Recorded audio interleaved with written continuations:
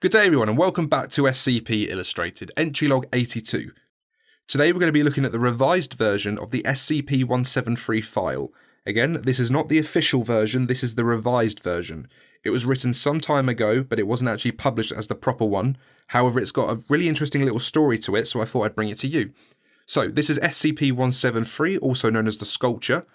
Please note this is a Euclid class SCP, and this video does contain scenes of violence. The following data release has been authorised by the following council members. Documented item 17327. News broadcast on the date the 20. And in other news, the government has pledged the support of Her Majesty's Royal Navy and Air Force to patrol the coastlines of former North and South America. They will be joining forces with 8 other countries, including China, Japan, Russia and France. It comes after the American Navy requested more support to monitor the coastlines for any surviving stonemen. The government has released a short statement ahead of a public release saying, "Today we will join forces with our worldwide counterparts and put aside our past differences to ensure that our citizens and our children do not suffer the same fate as the people of North and South America." Description: Moved to Site 19 in 1993, the origin is as of yet unknown. It is constructed from concrete and rebar with traces of Krylon brand spray paint. SCP-173 is animate and extremely hostile. The object cannot move while within a direct line of sight. Line of sight must not be broken at any time with SCP-173. Personnel assigned to enter the container are instructed to alert one another before blinking. The object is reported to attack by snapping the neck at the base of the skull or by strangulation.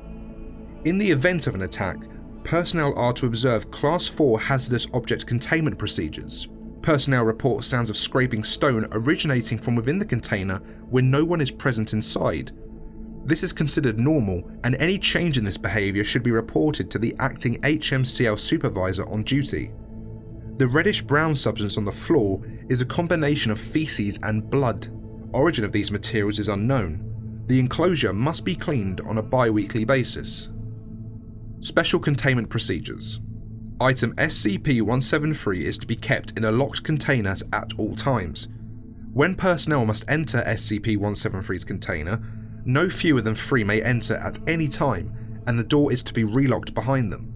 At all times, 2 persons must maintain direct eye contact with SCP-173 until all personnel have vacated and relocked the container. Addendum 1. On the SCP-173 appear to multiply, producing 2 identical copies. 2 D-Class personnel were killed, and it is unknown how this process occurred. Each instance of SCP-173, now labelled SCP-173-1 and -2, are to be moved to individual cells, each following original containment procedures. Shortly after this, a second multiplication event occurred. SCP-173-1 through -4 are to be each contained as per original containment procedures, and SCP-173 has been reclassed as Keter. Addendum 2. Security breach occurred on the Assuming a simple geometric progression, at least 61 copies of SCP-173 are as of now unaccounted for. It is unknown how they replicated so fast, or how they replicate at all. Video evidence of the containment breach shows multiple instances of SCP-173 working in unison across multiple cells to achieve the breach. Most of the instances still in captivity appear to have formed a rear guard, blocking Foundation agents from pursuing other instances. It is theorized that SCP-173 has a Hive intelligence, where intelligence scales with the number of copies nearby. Revised Special Containment Procedures. All copies of SCP-173 are to be contained in form-fitting metal containers and sent using SCP to the now abandoned Foundation facility on the Moon. They are to be fitted with tracking collars that will detect if any of them leave the Moon. Addendum 3. SCP-173 has caused a breach of secrecy for the SCP Foundation. Estimates at this time are roughly 500,000 civilian deaths across North America in the last 48 hours due to SCP-173, and hundreds of thousands of sightings and pieces of video evidence.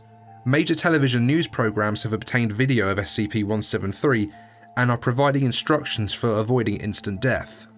Dr. Phillips, deceased. Dr. Matthews, deceased. Dr. Clef, deceased. Dr. Gears, deceased. Dr. Kondraki, deceased. Dr. Bright is in charge of the containment. Addendum 4. SCP-173 has besieged and destroyed 4 Foundation facilities near simultaneously in the last 24 hours. Each instance shows the characteristic strength exhibited in the original, and thousands working in unison are capable of ripping open concrete bunkers and compromising foot-thick steel doors. Research is ongoing to find a way to combat this threat. Addendum 4. Additional files available. Addendum 4 Alpha. Administrator clearance accepted. Martial law has been declared in North America. Ground forces are attempting to contain SCP-173 specimens with very little success. Explosive munitions and airstrikes are most effective at this time. However, SCP-173 specimens are resilient and continuing to multiply.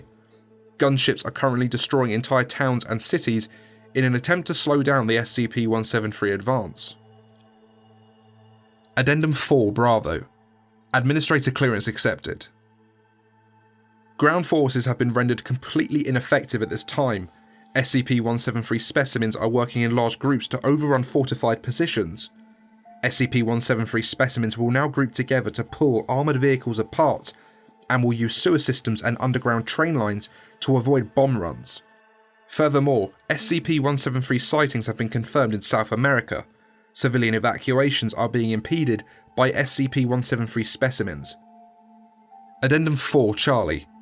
Administrator clearance accepted. Number of survivors in North and South America estimated at less than 1,000 in total. The military is running low on explosive munitions and all mainland-based factories have been overrun. Furthermore, all Foundation installations have also been overrun, except for Site 12. Site 12 is currently being evacuated. Following this, all North and South America-based facilities will have their on-site nuclear devices remotely detonated. An XK-class end-of-the-world scenario has been declared by the O5 Council. Personal log of Dr. Bright. I've been killed 37 times in the last week. They can smell me somehow, regardless of what body I'm in. The majority decision of the remaining O5s is that this is an XK, and they're going to deal with the problem. Or the Russians are. They're evacuating this base, which means there won't be a single Foundation scientist anywhere in the New World. They say they're going to try to evacuate the surviving civilians, but I doubt it. There can't be more than a couple of hundred people in all of North America left. The only good news is that about 150 of the bastards teamed up and ripped 682 apart. That brought a smile to my face. Revised Special Containment Procedures. Containment Zone X-Ray 1, formerly North and South America, is to be denied access.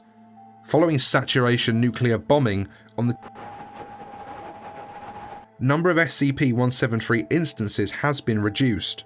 All available Foundation resources are to be redirected to monitoring the ocean to ensure the integrity of Containment Zone X-Ray 1. Foundation adjuncts from the National Navies are to perform around-the-clock patrols and sonar sweeps. Detected instances are to be contained and removed to SCP for transport to the Lunar Containment Site. Addendum 5. Verified sighting of SCP-173 in Wales, the United Kingdom. Nuclear bombardment authorised and executed. No survivors.